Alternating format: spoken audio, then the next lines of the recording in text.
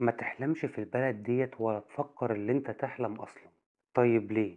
أنا هاقول لك ليه، عشان اللي عايش دلوقتي ومعاه فلوس هم الناس اللي بترقص قدّام الكاميرا، الناس اللي بتطلع تعمل أي عبط وخلاص، الناس اللي بتطلع تعمل لايف وتبيّن أي حتّة من جسمها عشان الفلوس، العبط اللي واخد حقّه أوي اليومين دول، الحرام اللي الناس بقت بتستسهله وما بيفكّروش في عقاب ربنا. المهم إنك تجيب الفلوس وخلاص.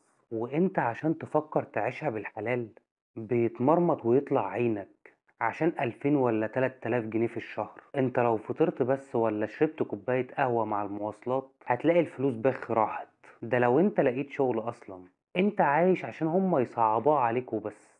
ده غير الاسعار اللي رفعت قوي. الله يكون في عون الناس من اللي احنا بنشوفه ده. ما بقاش في خير زي زمان، ما عادش حد بيساعد حد، ما عدناش بنسمع حد بيقول لسه الدنيا بخير. ولو حد قالك كده قوله ده كان زمان. ده الناس لو طالت تموتك عشان الجنيه هتعمل كده. ما تفكرش في قريب هيسندك، محدش هيسندك غير نفسك. ما تحلمش في البلد ديت غير لما تلاقي حد عنده واسطة ويشغلك شغلانة حلوة. غير كده ابقى وريني شطارتك. اهرب لو تعرف من دلوقتي، ما فيهاش حاجة حلوة والله. خلي ثقتك بس في ربنا سبحانه وتعالى وصلي وارجع لربنا. حاول تعمل لآخرتك. وعاوزك تفوق وتعرف إن محدش هينفعك، وتعرف بس إن أنت جاي الدنيا ديت عشان تعمل خير عشان ينفعك في الآخرة. ما تستغربش عشان ما عادش فيها حاجة حلوة أصلا.